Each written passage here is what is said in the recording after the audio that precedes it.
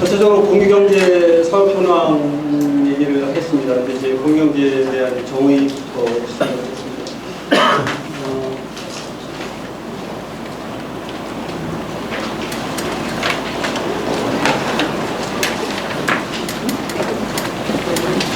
요즘 일어나는 일을 한 단어로 얘기하면 빅뱅이라고 얘기할 수 있을 것 같은데요.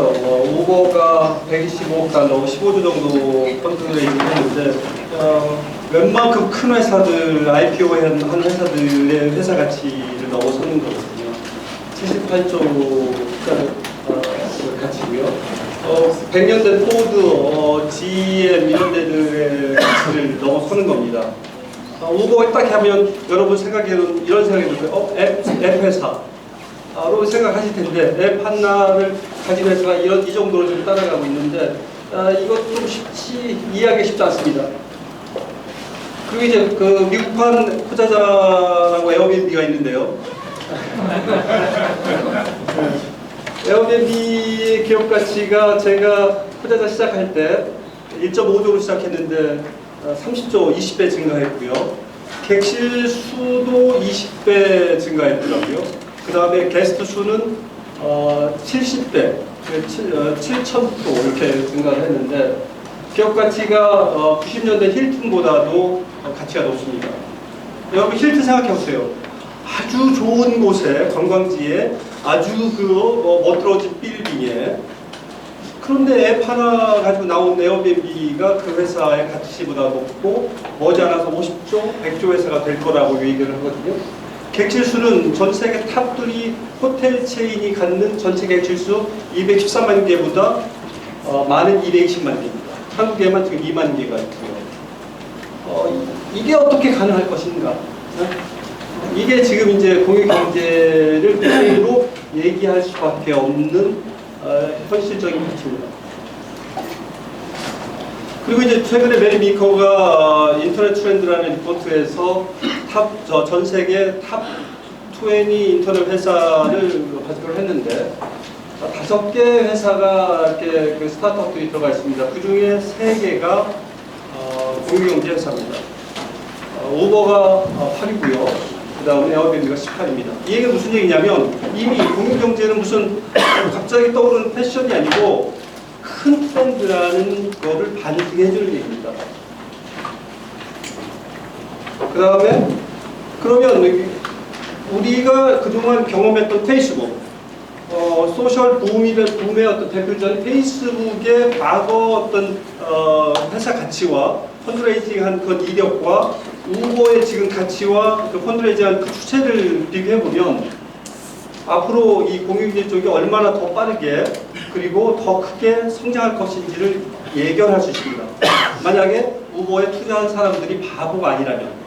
그렇다고 보면 지금 페이스북이 340조, 그러니까 340조 정도의 밸류인데 우버는 아마 11년, 창업한 지 11년 이렇게 되면 500조 이상의 그런 가치로 500조 내지 1000조 이상의 가치로 예견되고 있습니다. 그럼 이걸 어떻게 풀 것인가? 저는 메리 미커가 얘기한 것처럼 이런 현상을 인터넷의 진화로 해석을 합니다. 그래서 메리 미커가 얘기하기를 이렇게 얘기합니다. 인터넷이 출현해서 엄청난 다양한 분야에 엄청난 변화를 끌어왔는데 이제 게임이 이제 시작된 거라고 얘기합니다. 그래서 이거를 이제 다르게 좀 저는 해석을 해보면 이런 거죠. 여러분 지난 25년, 30년 동안 인터넷이 출현하는 거 여러분은 주로 이렇게 목격을 하셨을 텐데 그동안 변화가 얼마나 컸습니까? 지금 인터넷 없이 뭘 할 수 있죠? 그런데 그동안의 변화는 그냥 웬만한 변화의 출현 정도이고 앞으로의 변화는 엄청날 거라고 얘기를 한단 말이에요. 그런데 거기에 큰 차이가 뭐냐면 그동안은 온라인상에서의 어떤 정보 공유의 인터넷이었다면 IoT나 스마트폰의 출현에 따라서 이제는 인터넷 일상생활화되는 거죠. 그런데 거기에다가 또 한 가지 중요한 게 뭐냐면 온갖 가지 테크놀로지가 같이 붙어 난다는 말이에요. 그래서 앞으로의 변화는 상상을 초월한 거고, 그래서 이제 이런 어떤 초연결 사회를 얘기할 때 오프라인 인터넷이고, 그 오프라인 인터넷하에서 새로 등장하는 것이 공유 경제라는 얘기를 하는 거죠. 그리고 이제 요즘 여기 오토라는 얘기를 많이 하는데, 오토의 처음 오토가 얘기 나올 때는 이러한 오프라인의 혁신을 누가 할 것인가, 그 얘기가 거기에서 오토가 나온 얘기예요. 무슨 얘기냐면 온라인 회사가, 소프트웨어 회사가 오프라인을 다가치운다는 얘기예요. 그래서 온라인의 혁신이 오프라인으로 이어진다는, 즉 무슨 얘기냐면 구글이 검색엔진, 온라인에서 검색엔진 회사인 줄 알았더니 어느 날 갑자기 안경 회사고, 어느 날 갑자기 제약 회사고, 어느 날 갑자기 자동차 회사가 됐대요. 단순하게 오토를 온라인을 가지고 오프라인의 어떤 구분을 하고 이런 수준이 아니란 얘기죠. 그러면 이 변화가 얼마나 클 거라는 얘기입니다. 테크놀로지 아까 말씀드렸는데 이전에는 이런 테크놀로지 하나하나가 먹거리라고 해서 하나 등장하고 그 다음 등장하고 이랬단 말이에요. 지금은 뭐냐면 동시다발적으로 갑자기 폭발적으로 나타나는 모든 것이. 그러면 이런 변화를 요즘 이제 다른 시스템말로 뭐라고 하냐면 제4차 산업이라는 얘기를 해요. 그런데 그동안 1차 산업, 2차 산업, 3차 산업, 4차 산업 이렇게 얘기하는 건 좋은데 문제는 뭐냐면 그 산업이 발달해 와도 경제의 기본 구조는 자본주의이고 산업 경제였어요. 그런데 이 경제의 구조 자체가 산업 경제와 다른 새로운 경제가 등장하는 것이 공유 경제란 말이죠. 그러다 보면 단순히 저변에 일어나는 어떤 그 변화뿐만 아니고 경제적인 측면에서도 공유 경제를 심각하게 큰 변화의 흐름으로 받아봐야 된다는 얘기죠. 그러면 이런 어떤 흐름을 어떻게 해석할 것인가? 저는 온라인에서 25년, 30년 동안 있었던 그 흐름대로 오프라인에서 그대로 일어날 거란 얘기예요. 무슨 얘기냐? 온라인에서 처음에 정보의 소비자로서 우리는 시작을 했죠. 그러다가 사람들이 참여하고 이러면서 정보를 생산하게 됐어요.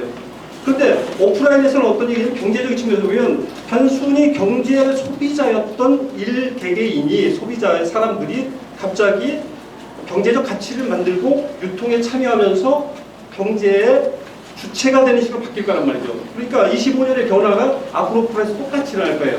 그러면 거기에 우선 중요한 게 뭐냐면 시민들의 참여, 그 다음에 공유, 오픈, 이 세 가지 흐름이 계속 이어질 거고요. 그리고 궁극적으로는 이러한 흐름은 Power of the People, 결국에는 시민 중심의 어떤 사회로의 전이를 아주 급속하게 일으킬 거라는 얘기죠. 그러니까 무슨 얘기냐면 25년간 그동안의 변화를 가지고 미래를 예견하면 거기에 어떤 기회 요소가 있고 어떠한 그 위험 요소가 있는지를 파악할 수 있다는 얘기입니다. 그러면 공유 경제가 뭐냐? 일단 공유 경제는 뭐 여러분 많이 얘기 들으셨지만 소유로부터의 공유로의 대전환입니다. 지금 우리는 자본주의에서 가장 중요한 게 소유의 권한을 보장해주고 그럼으로 해서 뭔가 동기부여하고 이렇게 되기 때문에 우리의 사회 구조 시스템 모든 것이 소유 중심으로 되어 있어요. 그런데 이것이 공유라는 측면으로 바뀐다고 하면 얼마나 큰 변화겠냐 말이죠. 그러니까 이 변화에 생각을 해보면 대단히 소름이 끼칠 정도입니다. 그래서 제레미 리프킨은 공유 경제를 자본주의의 아들이라고 표현을 했는데 저는 이거를 자본주의 아들이라고 하면 너무 과격한 것 같아서 산업 자본주의의 어떤 가문에서 산업 경제의 딸 정도로 이렇게 보고 있습니다. 아들이시 딸로 한 건 뭐냐면 앞으로는 근육을 쓰는 남자보다도 감성적인 여성이 더 경쟁력이 있을 것 같기 때문에 공유 경제를 이제 딸로 표현했는데 이 얘기는 무슨 얘기냐면 세 가지가 있습니다. 첫 번째, 공유 경제는 절대적으로 자본주의 진화에서 나온 경제라는 거예요. 공산주의가 다른 얘기예요. 두 번째는 머지않아서 공유 경제가 기존의 경제를 대체할 수밖에 없다는 그 흐름을 얘기하기도 하고요. 여기서 또 다른 얘기는 뭐냐면 이 큰 흐름을 제대로 읽은 사회와 읽지 못하고 수세적으로 나가는 사회의 미래의 어떤 그 상황을 얘기해 준 겁니다. 그 얘기는 무슨 얘기냐면 우리 사회가 공유 경제 이 시대적 흐름을 빨리 캐치해서 이것을 기회로 삼아서 우리 사회의 진화의 기회로 삼아야 된다는 그런 얘기입니다. 공유경제는 처음에는 유유자원의 공유를 시작했어요.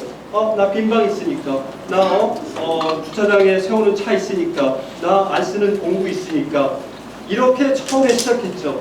근데 이렇게 유유자원의 그 공유로 공유가 경제가 될 수 있었던 건 뭐냐면, 필요한 사람 쉽게 찾고, 그 거래 비용이 낮고, 그 다음에 원하는 걸 쉽게 찾을 수 있는 여러 가지 이유 때문에 그게 가능했었죠. 그런데 처음에 이렇게 시작했는데 이게 발전하더니 이런 거죠. 나 빈방이 있으니까 공유를 했어요. 돈 되네? 가만히 생각해보니까 옆집에 할머니가 방이 있는데 그냥 빈 방을 가지고 계신 거예요. 그러면 할머니 제가 대신 이렇게 해가지고 해드릴게요. 이러면서 갑자기 단순히 빈 방이 아니고 옆집 사람의 어떤 집을 세를 얻어서 이렇게 하면서 숙박업자가 되는 거예요. 결국에는 유유자원의 공유로 시작된 그 공유 경제가 이제는 넓은 의미로 누구나 사업을 하는 그래서 그 시민들 간의 어떤 경제로 이전에 산업경제에서 우리 소비자였을 뿐인데 우리끼리 시민들이 경제적 가치를 만들고 소비하는 이런 식으로 바뀐 거죠.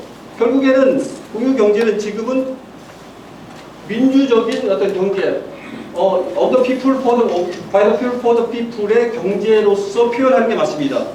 그래서 유유자원의 공유가 아닌 공유 경제가 아니라고 얘기하는 거는 한 2, 3년 전 얘기고요. 지금 현실 공유 경제가 발전하는 거는 이런 식으로 표현하는 게 맞습니다. 그래서 미국 같은 경우는 그러면 이전에 유유자원의 공유가 아니니 말이 좀 틀렸다. 그래서 얘기 나오는 게 예를 들어서 콜라보레이티브 이코노미니 아니면 콜라보레이티브 커머스니 여러 가지 얘기가 나옵니다. 하지만 전체적으로 언론이나 이런 데서는 쉐어링 이코노미로 통일되는 분위기입니다. 그래서 지금 우리 공유경제는 시민의 경제로서 민주화된 경제로서로 이해를 하는 게 맞습니다. 그래서 갑자기 공유경제로 되진 않을 거란 말이에요. 그래서 기존의 어떤 기업과 시민 간의 어떤 그 소비의 어떤 그런 행태의 산업경제, 기업 중심의 어떤 산업경제와 그다음에 공유경제가 혼재돼서 발전할 겁니다. 그러면서 우리 공유경제 따님이 이제 장성을 하면 머지않아서 제가 듣기는 40년 정도 얘기를 하더라고요. 그때쯤 되면 공유경제가 그냥 경제로 얘기할 것이다.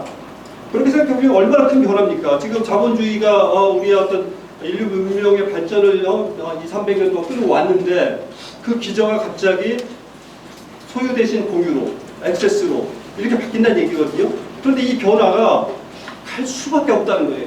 우리가 무슨 누가 부추기고 있는 게 아니고 갈 수밖에 없는 여러 가지 이유가 있습니다.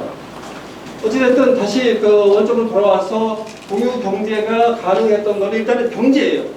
돈 먹기란 말이에요. 그래서 경제가 우선 중요한데 이게 가능하게 된 것은 기술적인 어떤 소셜 네트워크나 이런 것들 때문에 쉽게 거래하고 효율적으로 그다음에 모든 사람이 거래가 가능한 이런 것들 때문에 가능했었고 이전 다른 경제와 다른 건 뭐냐면 여기에 돈이 제일 중요하긴 하지만 사회적인 가치도 대단히 중요하다는 얘기예요. 그래서 기업 중에 기업의 어떤 사업 모델은 공유 경제지만 어떤 그 공유의 어떤 철학, 사회적인 철학을 사회적인 가치를 중요시 안 하는 회사는 공유 비즈니스 모델일지라도 사업하는 행태가 공유 기업이 아니라고 얘기를 하죠.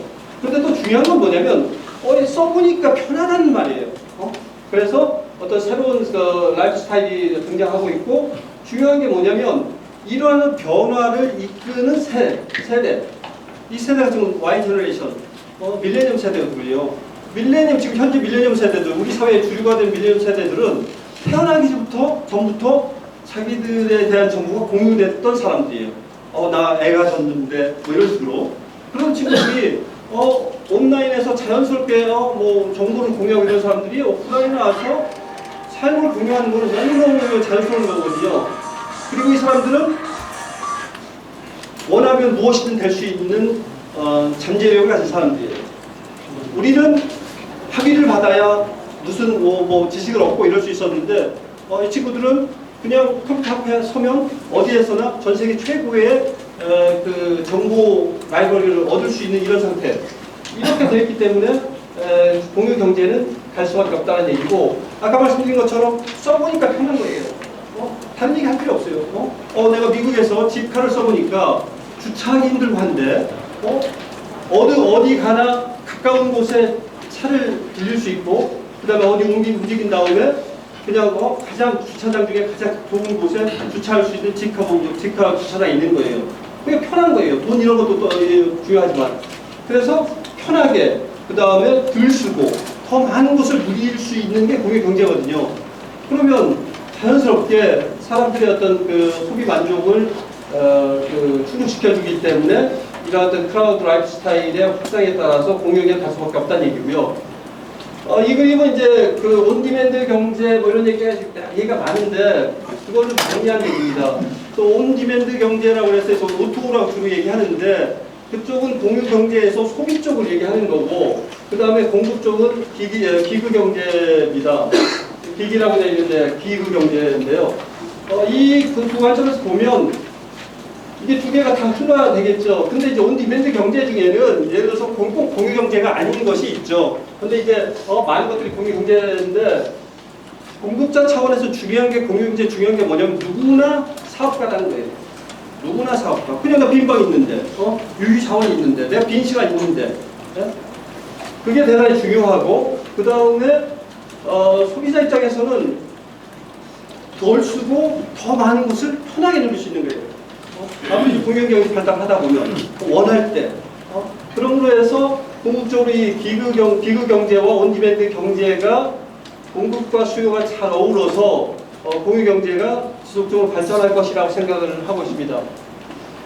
제가 그 5월 달에 우버 샌프란시스코 갔었어요. 그래서 우버, 그 다음에 에어비앤비, 그리고 테스크래빗, 그 다음에 랜딩클럽, 그 다음에 리프트 다 가서 봤는데 일단 우버 가서 보니까 아주 미래의 어떤 사무실에 왔다는 느낌이 들었다는 측면, 그 다음에 이게 문 같은 게 없이 팍 트였다는 게 되게 중요했었는데 그래서 크게 느껴봤는데 이때 저를 가이드한 시니어 엔지니어 한국 분이 계신데 제가 농담처럼 지나가면서 얘기를 했어요. 요즘 우버 거품이라는 얘기가 있던데 어떻게 생각하세요? 딱 얘기를 했더니 뭐라고 답을 하냐면 우리는 아직 시작도 안 했다고 생각하는데요? 라고 얘기하는 거죠. 80조 된 회사. 여기 80조 잘 느낌이 안 오시죠? SKT가 얼마인지 아세요? 20조가 안 됩니다.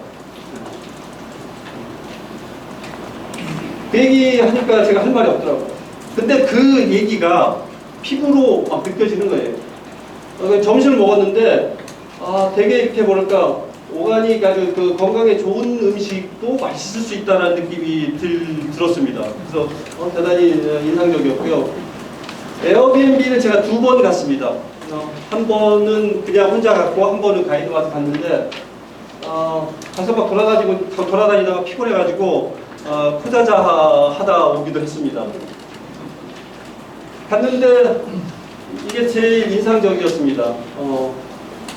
전 세계 유명한 포도주를 마음대로 먹을 수 있고 유명한 맥주를 마음대로 이렇게 대낮에서 언제든 먹을 수 있게끔 되어 있는 거예요. 이게 지금 얘기한 게 여러 가지를 뜻하거든요. 한국에서 다 술 먹어? 기업에서? 말이 되나요? 그러니까 우버하고 에어비앤비 갔을 때 느낀 건 뭐냐면 단순히 이 사람들이 공유경제나 새로운 비즈니스 모델 이 얘기가 아니고 조직 체계, 문화 체계, 회사 운영 체계 이런 것들이 다 업그레이드가 된 상태에서 새로운 변화를 이끌고 있다는 얘기예요. 그런데 우리는 과연 공유경제에서 이해를 하고 있는지 이런 생각을 대단히 안타깝습니다. 지나가다 보니까 브라이언 체스키가 저쪽 그 CEO인데요. CEO가 미팅하고 있는 게 보이더라고요. 그 다음에 이제 뭐 이런 그림 많이 보셨을 텐데 전 세계의 어떤 숙소들을 그대로 카피해놓은 그런 모습. 그리고 가서 이제 와이파이를 쓰는데 네트워크 SSID가 에어비앤비 게스트고 패스워드가 호스트예요. 이런 큰 회사인데 이런 델리케이시드, 이런 디테일함. 그래서 제가 느낀 거는 뭐 공유경제 이런 거 버블 얘기 많이 하고 하는데 붐도 아니고요, 변화가 아니고요. 제가 느낀 거는 두려움이었습니다. 공유경제를 4년 반 했고 투자자 할 때 대단히 많은 생각을 했던 전데 두려움을 느끼고 왔는데 어찌됐든 공유경제는 이와 같이 큰 빅뱅이고 새로운 트렌드인데 그러다 보니까 이제 여러 가지 변화의 요소들이 있습니다. 룰이 바뀐 거예요. 게임의 룰이 바뀐 거예요. 옛날에 기업들이 고객을 상대로 해서 가서 비즈니스 했다면 그게 아니고 사람들, 일반 시민들을 잘 엮어서 기업에 대항하는. 그래서 투자자가 롯데호텔을 이길 수 있는 이유입니다. 룰이 바뀌지 않았으면 어떻게 똑같은 룰로 해보겠습니까? 어찌됐든 이런 접근이고요. 그 다음에 중개자가 사라지는 거죠. 중개자가.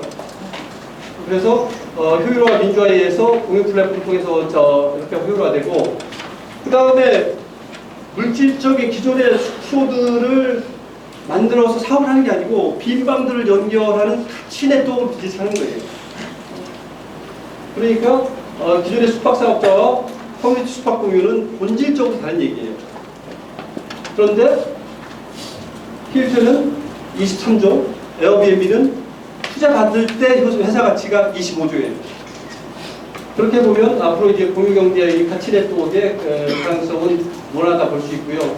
또 다른 그림입니다. 무슨 얘기냐면 힐튼은 방을 하나, 객실을 하나 확보하려면 부지 사야죠. 그 다음에 허가 받아야죠. 인테리어 해야 되죠.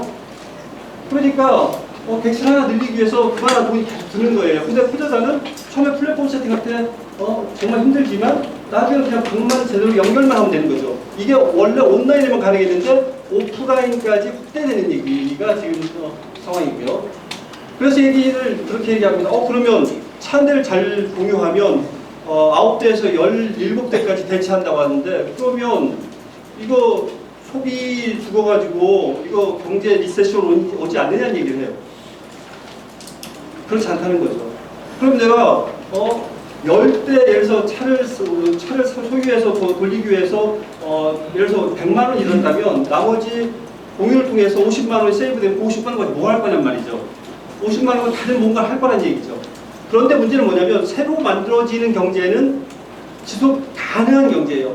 기존의 경제는 소비를 부추겨서 과잉 생산, 과잉 소비해가지고 지구를 멍들게 하는 건데, 그러니까 이 얘기는 무슨 얘기예요? 처음에 산업경제가 좀 더 효율화되면서 오히려 공유경제가 진화를 하게 되면 지속 가능하면서도 경제가 오히려 더 붐이 될 거라는 얘기를 하는 겁니다.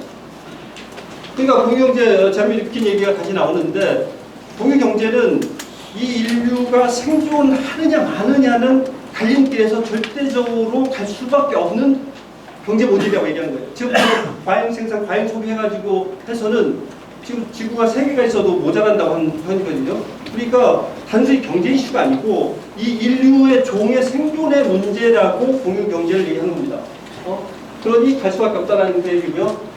근데 이제 내면을 보면 공유경제 관련해서 대단히 큰 변화들이 있습니다. 근데 이 변화들이 하나하나가 엄청난 변화인데, 앞에서 말씀드렸던 공유경제는 모든 테크놀로지 변화를 함축한 것이기도 하고 이런 사회적 변화를 포괄하는 내용이기도 합니다. 그래서 공유경제를 통해서 우리가 세상을 새로 보는 접근이 필요합니다. 이와 같이 공유경제는 잘 되면 경제도 좋고 환경에도 좋고 신뢰사회 만들어지고 새로운 라이프 스타일의 혁신에 그야말로 매직 같은 거죠. 그러면 이렇다고 하면 우리가 제대로 뭔가 해야 되겠죠. 근데 공유경제도 지금 공유경제의 정의마저도 대단히 불확실하고 사람마다 의견이 분분한데, 이런 상황에서 계속 지속적으로 새로운 얘기들이 나옵니다. 무슨 얘기냐면 정부 필요 없다는 거예요. 정부의 라이선스 필요 없다는 얘기예요. 정부 라이선스보다 우모의 알고리즘에 투자자의 알고리즘이 더 신뢰를 할 수 있고 더 효과적이라는 얘기를 하는 거죠. 그래서 왜 에어비앤비가, 왜 투자자가 힐튼이나 롯데보다도 가치가 더 높고 앞으로 가능성이 있느냐는 얘기가 뭐냐면 이런 변화 때문이에요. 정부에서 주는 라이선스, 허가보다도 그 알고리즘이 훨씬 더 효율적이기 때문에. 그런데 정부에 의한 어떤 신뢰 시대가 가고 공유 플랫폼, 신뢰 플랫폼의 시대가 왔었는데 블록체인이 나오면서 어떻게 얘기하냐면 플랫폼도 필요 없다는 얘기예요. 거래 자체에 신뢰 시스템을 넣을 수 있는 그러한 얘기들이 심지어 나올 정도입니다. 그러니까 얼마나 변화가 빨라요. 그래서 중간에 플랫폼 필요 없다. 직접 공급자와 소비자 사이에 물론 안에 들어가면 되게 복잡한 그게 있긴 하지만 어찌됐든 중간 플랫폼 없이 분산된 신뢰 이런 것들마저도 새롭게 등장하는 상황입니다. 여기에다 IoT를 합치면 그러면 단순히 물건을 주고받는 것뿐만 아니고 주고받는 것뿐만 아니고 이와 같이 숙박 공유나 이런 쪽 다양한 쪽으로도 확대가 가능하다는 얘기입니다. 이런 변화 오늘 저도 이 슬라이드를 준비하면서 여러 가지 새로운 공부를 했었는데 이런 변화가 현실적으로 일어나고 있는 상태거든요. 그리고 처음에는 P2P 사람들 간의 거래로만 알았는데 이제는 B2B 그 다음에 B2G 그래서 경기도 주식회사 이런 것은 B2G 정도로 봐야죠. 거머먼트에서 플랫폼을 공유할 수 있는 플랫폼을 잘 만들어서 중소상공인들의 제공함으로 해서 중소상공인의 경쟁력을 키우는 그런 모델로 발전을 하고 있습니다. 그 다음에 이제 플랫폼 사업자가 다 먹는 거냐 이거 에어비앤비나 우버가 그래서 이제 플랫폼 사업자가 모든 이득을 가져가는 것에 대한 비판이 있고 이러다 보니까 그러면 궁극적으로 공유경제의 이상적인 모델은 참여한 사람들이 플랫폼의 소유주가 되는 게 제일 맞다. 그래서 궁극적으로는 협동조합 형태가 제일 이상적인데 거기까지 가기 전까지의 어떤 모델로서 준호같이 주주제, 그러니까 사용자 주주제하고 그 다음에 이제 투자받은 걸 같이 하는 그런 모델들이 나오고 있습니다. 근데 제가 볼 때는 중요한 게 뭐냐면 앞으로 페이스북이 SNS 쪽을 다 먹은 것처럼 이 공유경제 쪽에 오프라인에서의 어떤 공유경제의 플랫폼이 누가 될 것이냐가 대단히 관심거리입니다. 그냥 조그만 플랫폼 사업자들이 막 모여서 이렇게 되기보다는 아마도 위너 텍스 올 하는 그런 어떤 흐름은 오히려 더 강할 겁니다. 그렇다 보면 한국에서 우리는 어떻게 이거를 대처해야 될 거냐 말이죠. 아무런 대책도 없는 상황 아닌가 이런 생각을 해봅니다. 2012년 제가 공유경제 투자자 시작했는데요. 그때 공유경제도 나오기 전인데 제가 그때 본 거는 온갖 기회투성이었습니다. 그래서 투자자 얘기를 짤막하게 말씀드리겠습니다. 투자자 커뮤니티 숙박공유 플랫폼입니다. 숙박공유? 근데 왜 커뮤니티가 붙지? 신뢰 때문입니다. 신뢰를 어떻게 확보하냐? 사람들 간의 신뢰를 확보하는 게 제일 좋은 효과적인 신뢰 확보 방법입니다. 그래서 커뮤니티 숙박공유 플랫폼이라고 저희는 표시하고 있고요. 그동안 많은 일을 했습니다.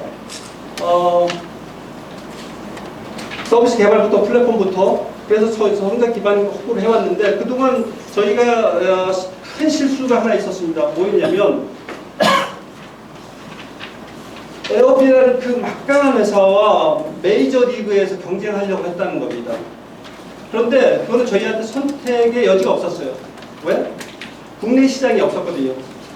국내 시장에서 국내 시장이 없으니까 인바운드 외국인들을 내국이 싸우다 보니까 여러 가지 흥겨움이 있었습니다. 그런데 다행히도 정부에서 공유민박이라고 해서 국내 시장을 여는 그런 계기가 2월 달에 생겼습니다. 그래서 지금은 이렇게 보는 거죠.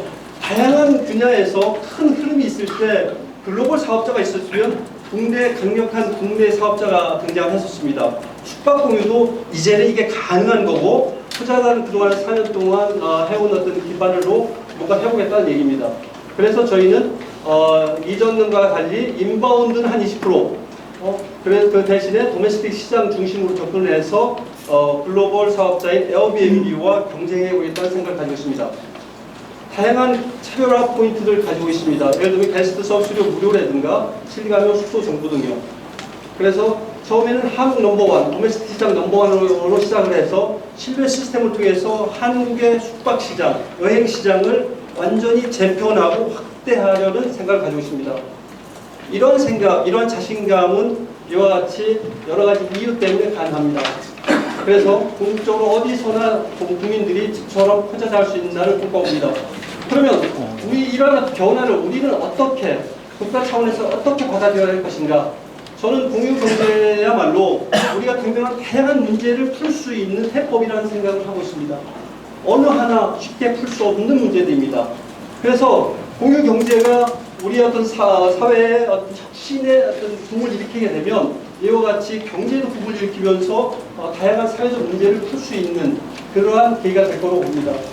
저희가 투자자에서 나름대로 분석을 해보니까 10만 홈스테이 50만 객지를 확보해서 이게 제대로만 돌아가면 1년, 2년 안에 숙박비로만 2조 원, 그 다음에 경제유발효과 10조 원의 경제유발 효과를 낼 수 있습니다. 1, 2년에 가능한 얘기입니다.